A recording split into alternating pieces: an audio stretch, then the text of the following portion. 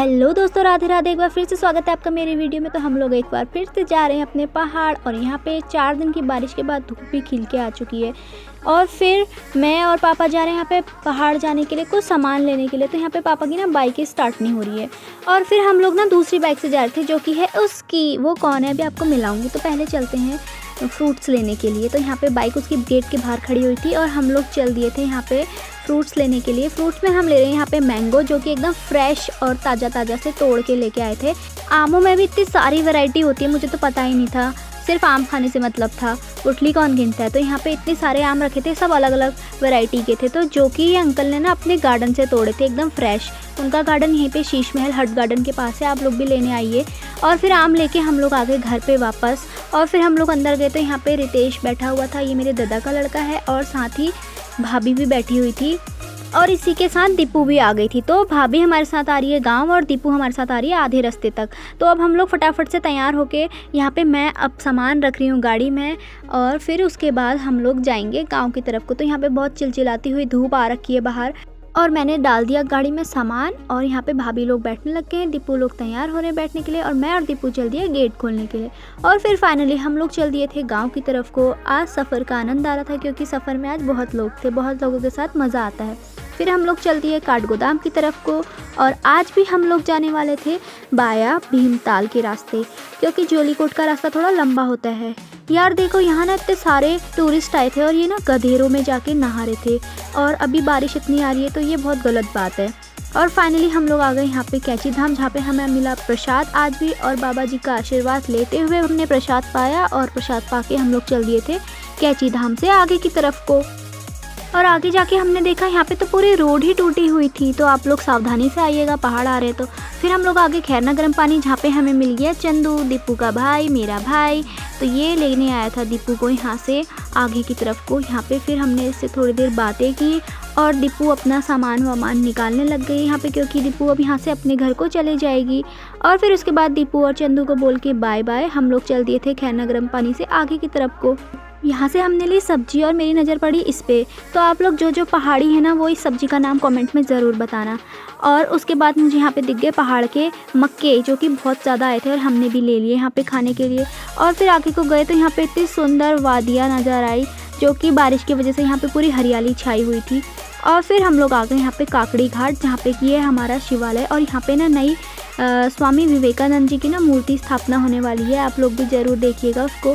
और फिर फाइनली हम लोग थके हारे पहुंच चुके थे अपने गांव पे, और यहाँ पे हमने गाड़ी खड़ी कर दी है, और हम पूरा घूम रहे हैं। और हम लोग चल दिए यहाँ से नीचे की तरफ, यानी कि दादा लोग के घर, जहाँ पे मैंने देखे वहाँ पे इतने सारे आम हुए थे।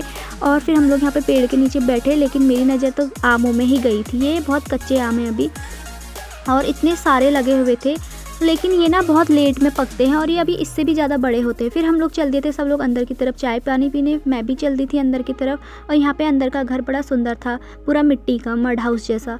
फिर हम लोग पहुँच गए अपनी बाखली में, और उसके बाद यहाँ पे आके पापा ने दोनों दरवाजे खोले घरों के, और हम लोग अंदर गए। और यहाँ पे अंदर जाते ही मैं बैठ गई सबसे पहले चारपाई में, और यहाँ पे खिड़की खोल के हवा का आनंद ले रही थी। और ये जो पिछले बार हम कपड़े रख के गए थे, ये वैसे ही लटके हुए थे। फिर उसके बाद हमें भूख लग गई थी, तो हमने यहाँ पे मैगी उबाली जल्दी से, और फिर उसके बाद मम्मी हम लोगों को मैगी दे रही है, साथ में कुछ बाहर की बातें भी पापा से कर रही है। और फिर उसके बाद मम्मी ने हमारे लिए मैगी रखी, और मेरे हिस्से में आई इतनी मैगी। मम्मी ने मैगी बहुत ही स्पाइसी बनाई थी। मैगी खाने के बाद मैं आगे बाहर बैठने के लिए, यहाँ पे मुझे कालू मिला, ये हमें ऊपर से नीचे छोड़ने के लिए आया हुआ था, और इसके साथ भी मैंने सोचा क्यों ना इसे भी व्लॉग में ले लिया जाए, बड़ा सुंदर लगता है। फिर उसके बाद मैं चली गई ऐसे टहलने के लिए, और मैं यहाँ पे टहल रही थी कि मेरी नज़र पड़ी खेतों में, जहाँ पे आजकल गुड़ाई करने का काम चल रहा था, और पूरे खेत इतने प्यारे हरे भरे से हो रहे थे। फिर आई अंदर आके मुझे करनी थी बहुत सारी सफाई, क्योंकि कल थी हमारे घर में पूजा। और फिर सफाई करने के बाद मैंने यहाँ पे मंदिर में पेंट लगाया। वैसे तो यहाँ पे लिपा हुआ था, लेकिन फिर भी मैंने पेंट लगा के इसे कुछ इस तरीके से कर दिया था, और मम्मी लोग ने बाहर आंगन साफ़ कर दिया था। और पेंट से ना वाइट कलर की कलाकारी यहाँ पे करके मैंने इसे सूखने के लिए छोड़ दिया, और हम सब लोग खाना पीना खा के सो गए। और फिर आई अगली सुबह, जहाँ पे बहुत ही ज़्यादा मौसम इतना प्यारा हुआ था।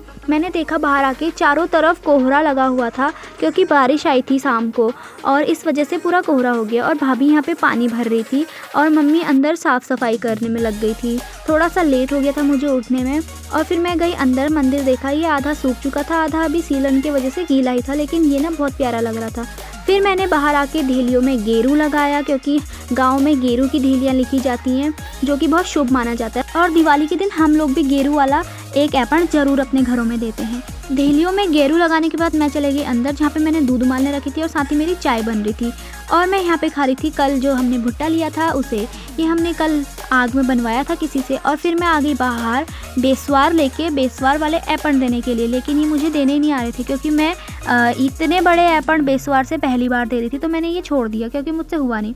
फिर मैंने सोचा कि क्यों ना अब इसमें ढेलियों में बना लिया जाए कुछ डिज़ाइन वगैरह। तो मैं यहाँ पे एपण बना रही हूँ, और इसे ना हाथ से ही बनाते हैं, ब्रश से नहीं बनाते हैं। और इसका जो बनाने वाला बेसवार होता है ना, वो चावल के आटे को पीस के बिल्कुल बारीक उसमें पानी मिला के बनता है, जो कि हम हल्द्वानी से बना के लेके गए थे। तो मैं यहाँ पे ना डिज़ाइन दे रही थी। ये बहुत टफ़ होता है बनाना, क्योंकि इसे ना फिंगर से बनाते हैं। तो मैंने यहाँ पे बेसवार से ढेली में कुछ हल्की फुल्की सी डिज़ाइन बना के रख दी थी। और एपण देने के लिए मैंने हमारे ही बगल में रहती है एक बच्ची सीमा, उसे बुला लिया था, क्योंकि उसे आते थे ये देने। तो उसने यहाँ पे इतने एपण दे दिए थे।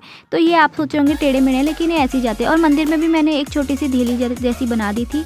और फिर उसके बाद मैं नहा धो के तैयार होके आ गई थी, क्योंकि पंडित जी भी आ चुके थे और वो बगल में पाठ कर रहे थे।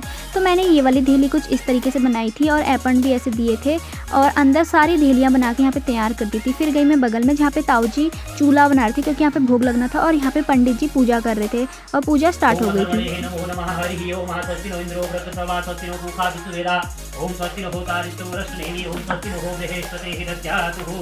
हरि ओम ओम देहि रोग्यं देहि सौभाग्यं देहि मे परम शुभम ओम।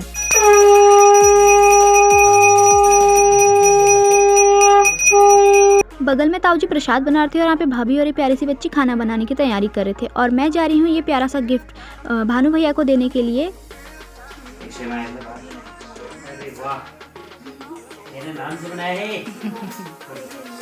तो अगर आप लोगों ने ये वाला व्लॉग नहीं देखा तो जल्दी से जाके देख लीजिए, जिसमें मैंने भानु भैया को प्यारा सा गिफ्ट दिया है। तो उसके बाद यहाँ पे भानु भैया चले गए अपने घर पूजा करके, और यहाँ पे ताऊ जी प्रसाद बना रहे हैं भोग का। और यहाँ पे मैं और भाभी आ गए फिर पूड़ी बनाने के लिए बगल वाले कमरे में। उधर वाले कमरे में बन रहा था भोग, इधर वाले कमरे में बन रहा था खाना।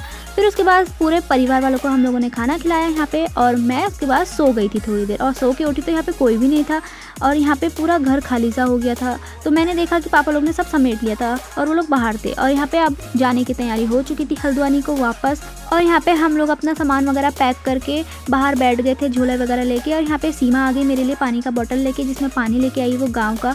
और यहाँ पे एक दरवाजे में ताला लगा दिया है और एक में मंदिर है। तो हम लोग सब यहाँ पे भगवान जी के दर्शन करने गए थे, और फिर बाहर आके हम लोग जाने लग गए हल्द्वानी की तरफ को। तो यहाँ पे फिर हम लोग सबको बाय बाय बोल के चले गए थे हल्द्वानी की तरफ को। और यहाँ पे भाभी बैठी थी, मैंने भाभी को भी बाय बाय बोला। और फिर हम लोग आ गए ऊपर रोड की तरफ को, जहाँ पे हमारी गाड़ी खड़ी हुई थी। फिर फाइनली हम लोग पहुँचे गाड़ी की तरफ को। मम्मी लोग रोड तक आने में इतना ज़्यादा थक गए थे कि दोनों मम्मी और भाभी बैठ गए यहाँ पे। और फिर हम लोग फाइनली चल दिए थे अपने घर हल्द्वानी की तरफ को। इस बार तो मैं आप लोगों को कुछ ज़्यादा दिखा नहीं सकी, क्योंकि काम ही इतना ज़्यादा हो जा रहा था।